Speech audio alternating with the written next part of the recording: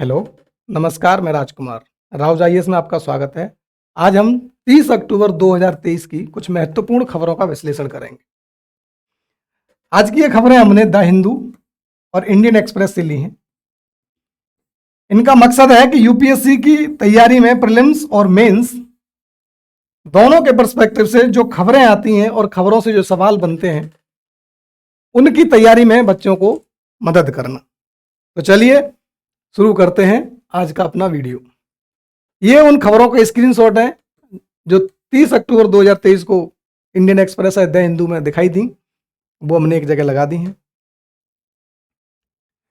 हमारा पहला जो प्रश्न रहेगा वो इस खबर इंडियन एक्सप्रेस के पेज नंबर 13 पर जो खबर दिखाई दी इस पर बेस्ड है। तो खबर क्या कहती है? एट डब्ल्यूटीओ इंडिया पिचेस, यानी अपनी डिमांड करिए या उसके लिए एडवोकेट किया है, अपनी बात बोलिए कुछ। Pitches for clear definition of e commerce trade in goods and services. इस खबर को हमने क्यों लिया है?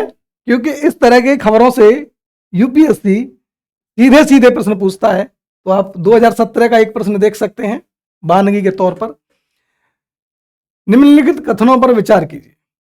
भारत ने डब्ल्यूटीओ के व्यापार सुकर बनाने के करार टीएफए ट्रेड फैसिलिटेशन एग्रीमेंट का अनुसमर्थन किया है। ये बताना है आपको स्टेटमेंट सही है या गलत। दूसरा कथन, टीएफए डब्ल्यूटीओ के बाली मंत्री स्तरीय पैकेज 2013 का एक भाग है।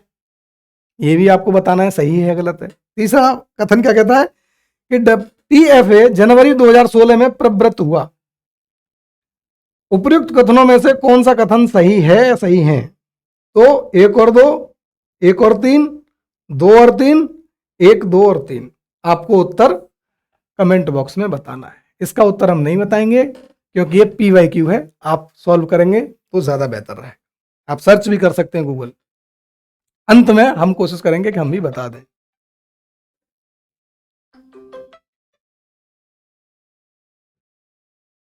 इस खबर से संबंधित हमने एक संभावित प्रश्न बनाया है। वो क्या कहता है? विश्व व्यापार संगठन डब्ल्यूटीओ से संबंधित निम्नलिखित कथनों पर विचार कीजिए। पहला कथन है कि इसके तहत वस्तुओं के साथ साथ सेवाओं को भी शामिल किया जाता है। आपको बताना है कथन सही है या गलत है। दूसरा कथन क्या कहता है कि इसके तहत प्रशुल्क बाधाओं और गैर प्रशुल्क बाधाओं को भी शामिल किया जाता है। यह कथन भी बताना आपको सही है या गलत है। तीसरा कथन क्या कहता है कि इसके तहत सेवाओं के ई कॉमर्स पर सीमा शुल्क का प्रावधान भी है। अब उत्तर आपको इनमें से ढूंढना है कि इनमें से कितने कथन सत्य हैं। इस बात का बहुत ध्यान रखना है, माइन्यूटी। यहां असत्य हो जाएगा तो पूरी कहानी बदल जाएगी। सत्य कथन पूछ रहा है तो केवल 1, केवल 2, सभी तीनों, उपरोक्त में से कोई नहीं। उत्तर है इसका केवल 2, बी उत्तर है। उत्तर अब हमको ये तो पता है कि इन 3 में से 2 कथन सत्य हैं, लेकिन कौन से 2 कथन सत्य हैं इसके लिए क्या करना देखना पड़ेगा? व्याख्या। चलिए व्याख्या देखते हैं।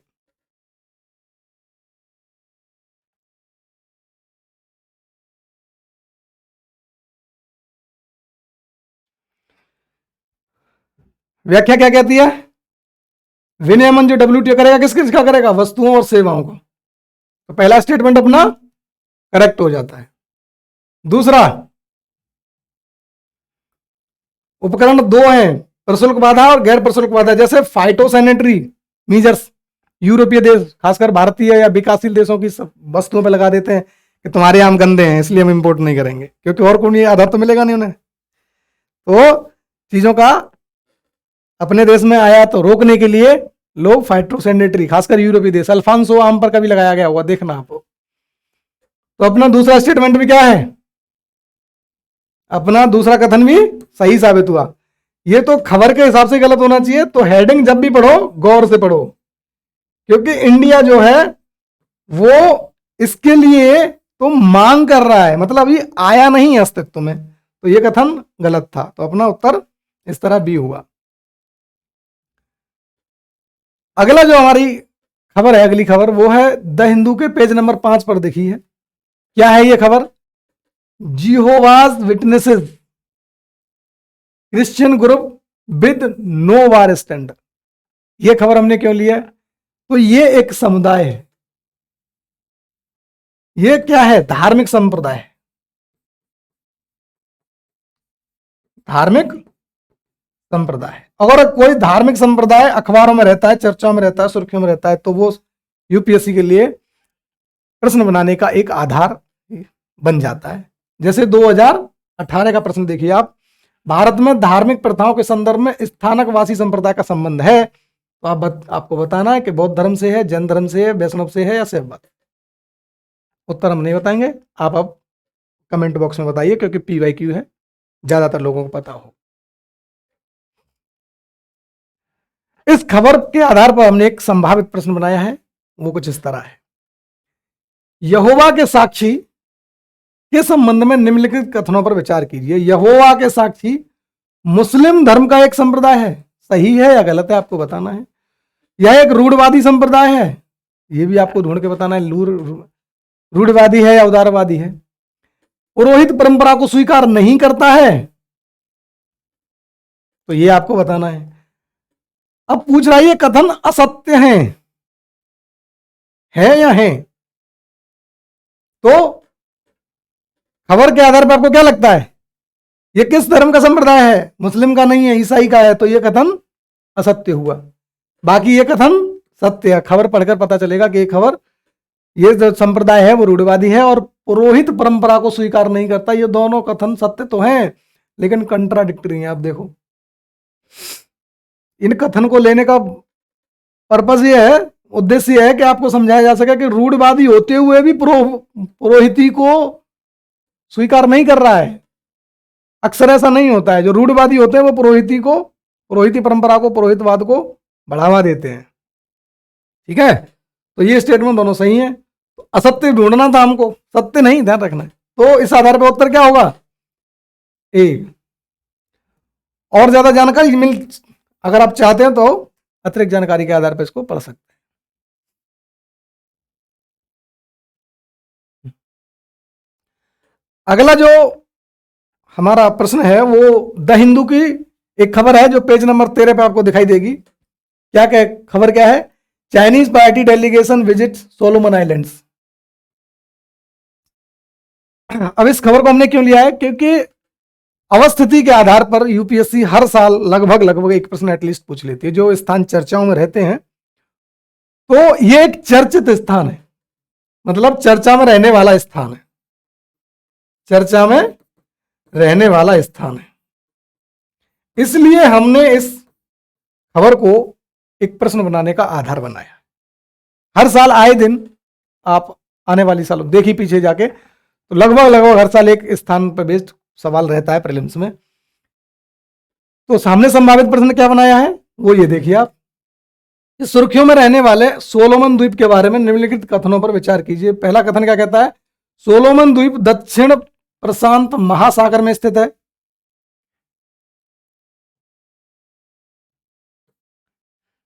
दक्षिण प्रशांत महासागर बताना, आपको बताना है सही है या गलत है, दक्षिण या उत्तर जो भी है देखना। सोलोमन द्वीप संघीय राज्य माइक्रोनेशिया का हिस्सा है, देखना कौन सा है। सोलोमन द्वीप ओसेनिया के 4 उपक्षेत्रों में से एक है। फिर इसने असत्य पूछा है, उपरोक्त में से कितने कथन असत्य हैं या हैं? केवल 1, केवल 2, सभी 3, उपरोक्त में से कोई नहीं। उत्तर देखते हैं। उत्तर ए, यानी केवल एक कथन असत्य है, बाकी सत्य हैं। अब हमको देखना है कि कौन सा कथन सत्य है इनमें से, कौन सा असत्य है। तो आप व्याख्या देखिए। व्याख्या क्या कहती है? दक्षिण प्रशांत महासागर में स्थित है, तो पहला कथन तो अपना हो गया सत्य, ये तो सत्य है। सोलोमन द्वीप संघीय माइक्रोनेशिया का हिस्सा है, तो ये हो गया असत्य। और ओशनिया के 4 उपक्षेत्रों में से यह है सत्य, तो केवल एक असत्य है, वो है दूसरा कथन। ठीक है, और ज्यादा जानकारी चाहते हैं इसके बारे में तो आप ये मैप भी देख सकते हैं कि कहां पर है।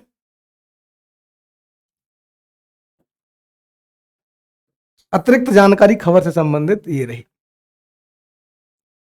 ओशनिया के जो 4 क्षेत्र हैं वो माइक्रोनेशिया, मेलानेशिया, पोलिनेशिया और ऑस्ट्रेलिया है। इस बात को आपको याद रखना है। ये 4 ओशनिया में कौन कौन से 4 क्षेत्र शामिल हैं।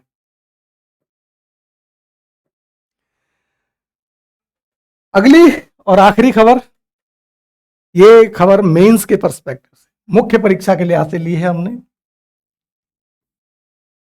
खबर क्या कहती है? Give up impropriety democratic impartiality. किससे संबंधित है?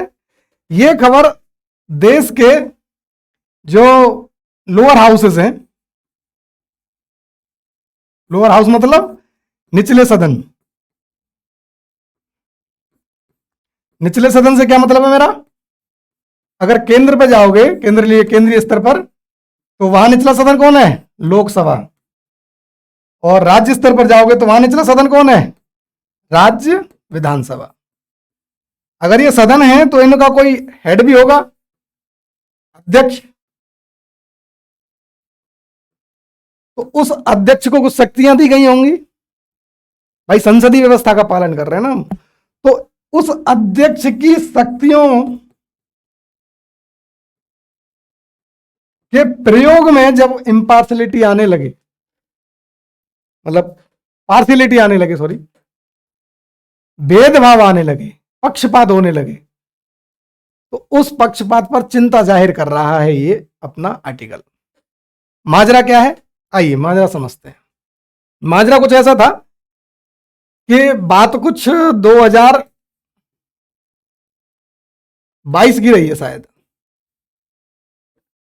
घटना है महाराष्ट्र की। महाराष्ट्र की घटना क्या थी?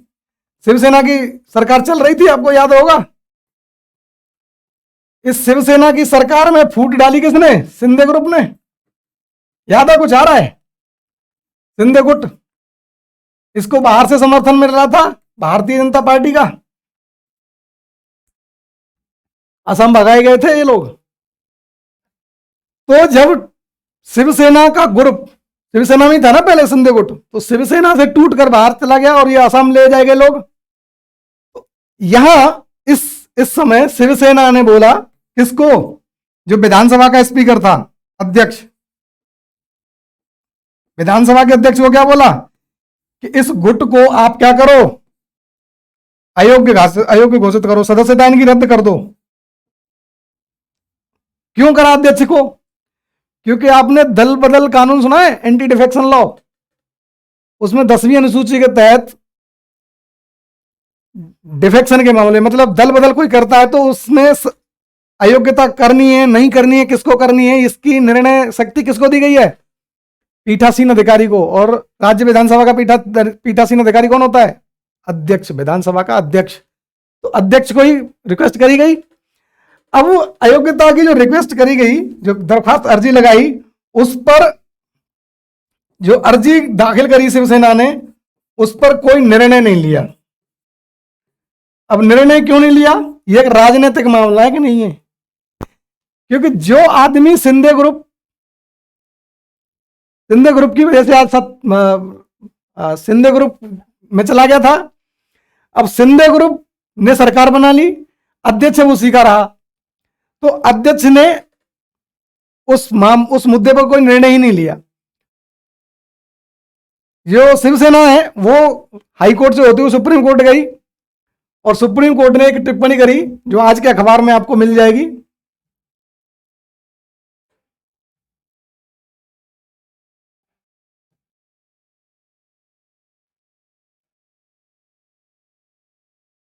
सुप्रीम कोर्ट की टिप्पणी, सर्वोच्च न्यायालय ने क्या टिप्पणी करी है? चंद्रचूड़ ने, कोर्ट के आदेश का पालन करना होगा, मुझे हमारी अदालत की गरिमा की चिंता है। किसने कही है बात? डीवाई चंद्रचूड़ ने। अगर किसी को लगता है कि यह किसी सरकारी कर्मचारी के खिलाफ स्थानीय अदालत द्वारा पारित एक सख्त आदेश है तो वे गलत हैं। मतलब इतनी सख्त टिप्पणी करी है किसके लिए? जो महाराष्ट्र विधानसभा का अध्यक्ष है उसके लिए, क्योंकि उसने किसी मुद्दे पर जो अधिकार क्षेत्र उसको दिया गया उस पर निर्णय ही नहीं लिया है सालों से। ठीक है, तो ये माजरा है पूरा। अब ये हमने समझा कि ये माजरा है किससे संबंधित, जो पीठासीन अधिकारी हैं निचले सदनों के, चाहे वो केंद्रीय स्तर पर हो या राज्य स्तर पर हो, उनको जो शक्तियां दी गई हैं उनमें वो सेलेक्टिव हो जा रहे हैं, पार्शियल हो जा रहे हैं। तो अब इस मुद्दे को क्या समझना, हमको क्या समझना है कि पीठासीन अधिकारी की शक्तियों से संबंधित मुद्दा है। इस पर संभावित प्रश्न बन सकते हैं यूपीएससी में, प्रीलिम्स में, मेंस में। तो हमको वो पीठासीन अधिकारी क्या है, उसकी शक्तियां क्या हैं, उनमें सुझाव क्या है, उनसे संबंधित चिंता क्या है, इस मुद्दे पर हम अपना आज का आर्टिकल पूरा बना रहे हैं। तो चलिए शुरू करते हैं। मुद्दा मैंने समझा दिया आपको, कोर्ट की टिप्पणी तक समझ गए आप। अब आगे चलते हैं। ये जो पद है, विधानसभा का अध्यक्ष हो या लोकसभा का अध्यक्ष हो, ये पद आया कहां से, तो ये आया है ब्रिटेन से। मध्यकाल में ब्रिटेन में एक राजा होता था, एक सदन होता था। अब सदन की बात को राजा तक पहुंचाना है और राजा की बात को सदन तक पहुंचाना है, तो इसलिए एक पद क्रिएट करा ब्रिटेन ने, उसका नाम रखा गया स्पीकर। क्या नाम रखा उन्होंने, स्पीकर नाम रखा। तो स्पीकर का पद जो शुरुआत में हुआ ब्रिटेन में सृजित, तो उसका मकसद क्या था, यह था स्पोक पर्सन।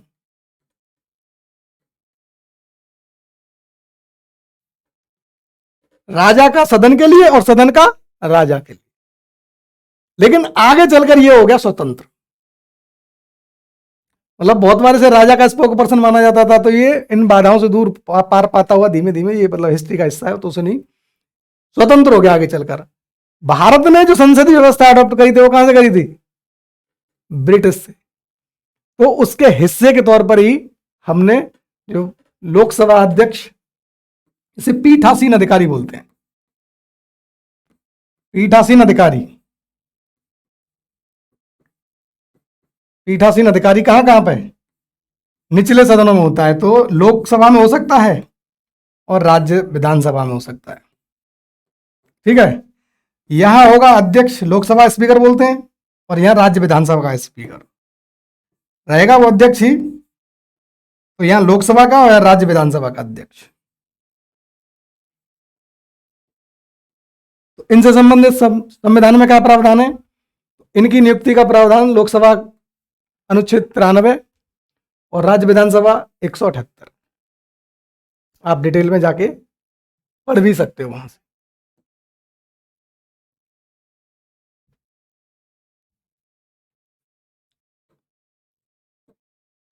ठीक है, अब हमने देखा था पहले ही शुरुआत में कि ये घटना किससे संबंधित है, मतलब पूरी खबर शक्तियों के दुरुपयोग से संबंधित है।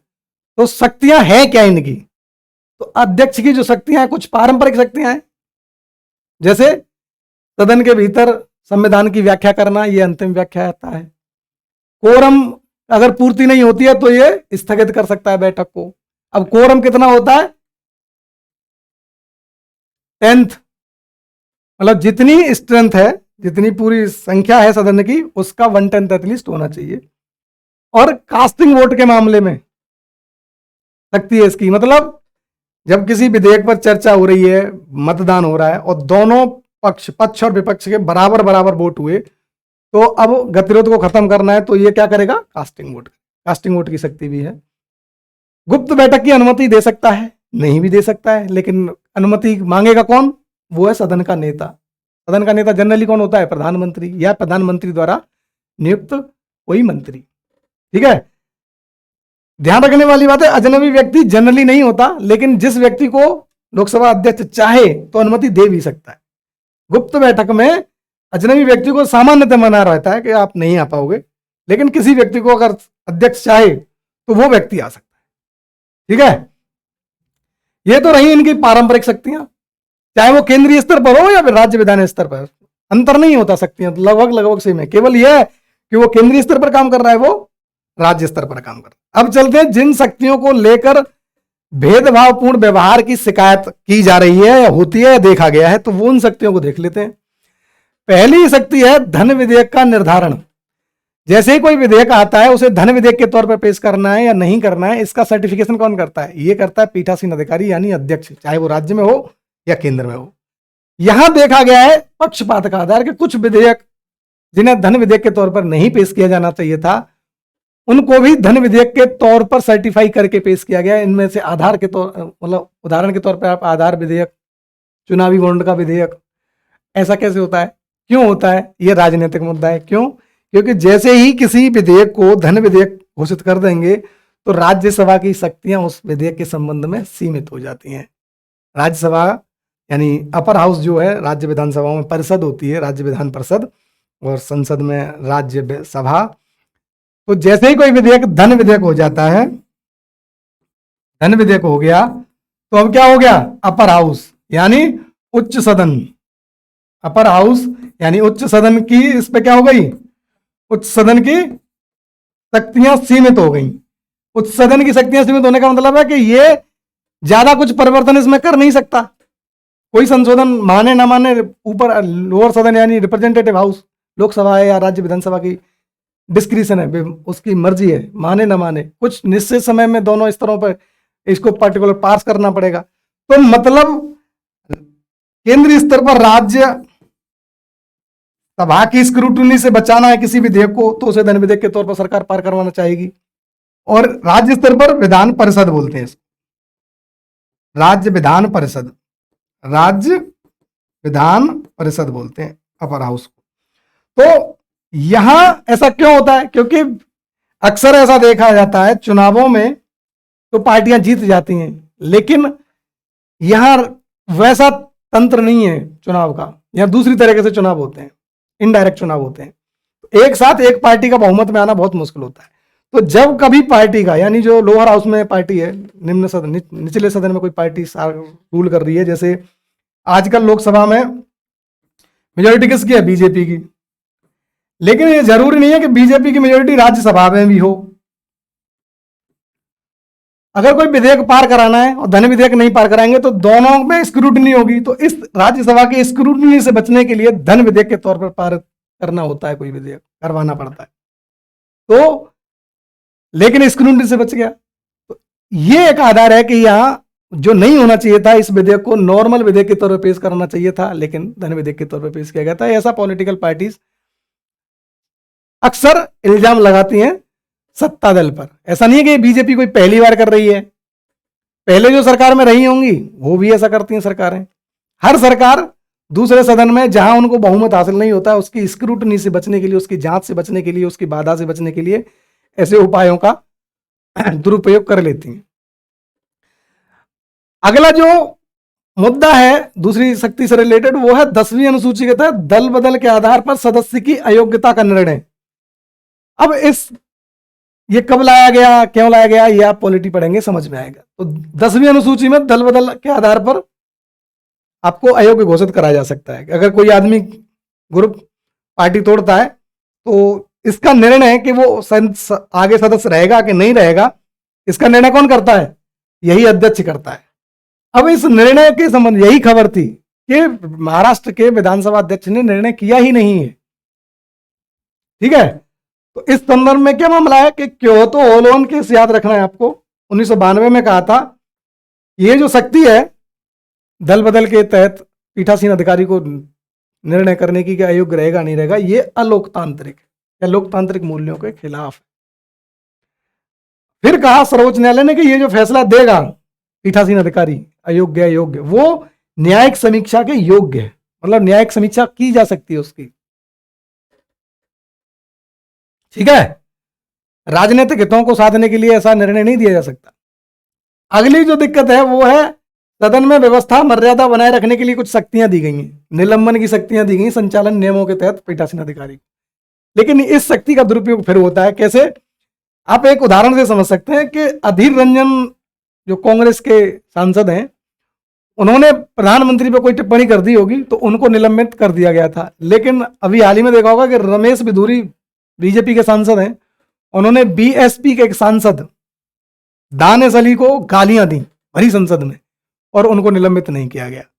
तो यहां दिखता है कि इनका जो व्यवहार है, जो शक्ति का दुरुपयोग है, वो भेदभावपूर्ण है।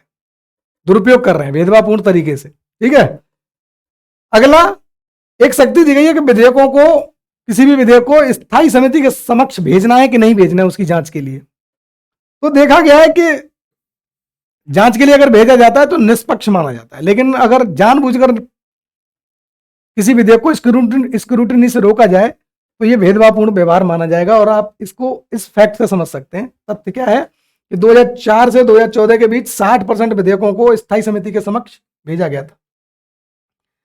स्थायी समिति क्या होती है, कितनी सदस्यता होती है, कैसे काम करती है, ये पॉलिटिकल स्टैटिक फंड में आप पढ़ सकते हैं। कमेंट बॉक्स में मुझे बता सकते हैं। अगर आप चाहें, आपकी रिक्वेस्ट है, तो इस पर एक डेडिकेटेड वीडियो भी बनाई जा सकती है। लेकिन 2014 से 2023 के बीच में ये 23% से भी कम विधेयक वहां भेजे गए स्थायी समिति। तो ये दिखाता है कि अध्यक्ष का पद अब शायद उतना स्वतंत्र नहीं रहा जितनी उससे अपेक्षा की गई थी।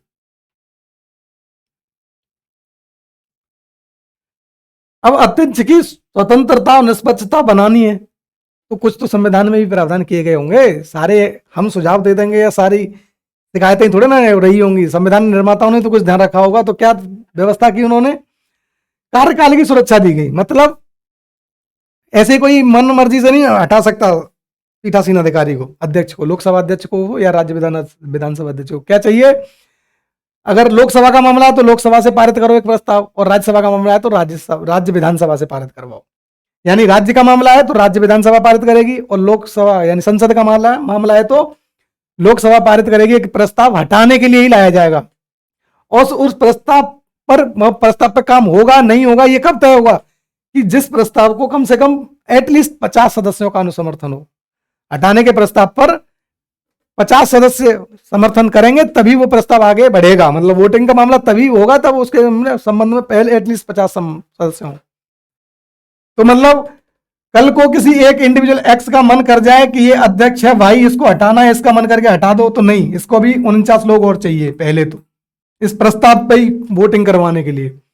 प्रस्ताव भी एक्सेप्ट तब होगा जब एटलीस्ट 50 लोग उसका समर्थन करेंगे। अगली, वेतन और भत्ते संसद द्वारा तय किए जाते हैं और भारत की संचित निधि पर भारित हैं। मतलब वोट नहीं होती इसकी, सैलरी कितनी दी जाएगी कितनी नहीं दी जाएगी। वोटिंग जहां होगी वहां और लोग तय करने लगेंगे ना। तो अब अगर भारत बना दिया हमने संचित निधि पर, ये 3 तरह की निधियां होती हैं। कौन सी होती हैं? आप नोट्स बना लेना, समझना कि तीन नदियां हैं। तीनों नदियों में कौन कौन सी नदियां हैं, क्या क्या अंतर है। ये एडिशनल नोट्स हैं आपके। आलोचना नहीं करी जा सकती इसके कामों की। मतलब कोई मुंह उठा के कुछ भी नहीं कह सकता अध्यक्ष को। ये उसकी स्वतंत्रता और निष्पक्षता को कायम रखने के प्रावधान संविधान में किए गए थे। अब हम कुछ सुझाव जो यूपीएससी के उत्तरों में लिखे जा सकते हैं वो क्या है कि कीसम मेघचंद्र केस 2020 का है। इसमें सर्वोच्च न्यायालय ने कहा कि ये जो दल बदल के तहत अयोग्यता निर्धारण की जो शक्ति है वो एक स्वतंत्र प्राधिकरण को दी जाए, और इस प्राधिकरण की अध्यक्षता कौन करे? एक जज, न्यायाधीश। ठीक है। दूसरी बात क्या शामिल करी जा सकती है कि एक बार अध्यक्ष हमेशा के लिए अध्यक्ष, जो ब्रिटिश में चलता है, ब्रिटेन में है। कहां पे है?